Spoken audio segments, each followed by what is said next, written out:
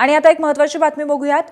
नीट paper फुटी प्रकरणामध्ये पुणे पोलिसांच्या क्राईम ब्रांचने आज पुण्यातून मनीषा वाघमारे यांना ताब्यात घेतलंय।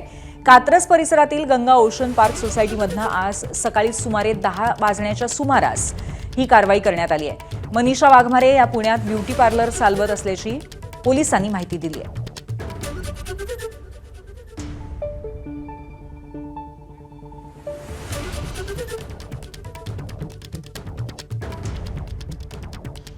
नीट पेपर फुटी प्रकरणी पुणे पोलिसांनी आज कात्रज परिसरातील गंगा ओशियन पार्क या सोसायटीमधून मनीषा वाघमारे या महिलेला ताब्यात घेतलेला आहे।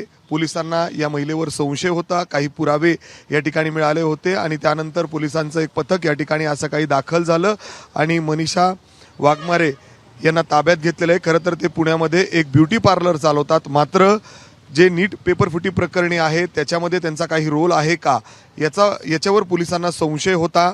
त्याचबरोबर अहिल्यानगरमधून जो आरोपी आहे लोखंडे त्यांच्या देखील हे संपर्कात होते।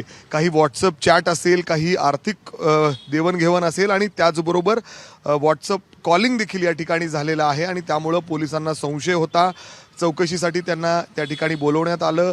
त्यानंतर काही पुरावे पोलिसांना मिळालेले आहेत आणि त्यानंतर आता मनीषा वाघमारे जे आहेत, जे 46 वर्षीय आहेत, त्यांना CBIच्या कस्टडीमध्ये देण्यात आलेलं आहे। पुढची जी चौकशी आहे ते त्या ठिकाणी करणार आहेत। मात्र याच इमारतीमध्ये त्यांचा 601 क्रमांकाचा फ्लॅट आहे, ते इथंच राहतात।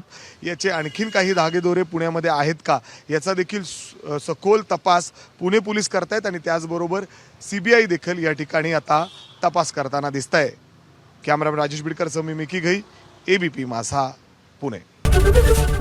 ABP माझा, उघडा डोळे बघा नीट।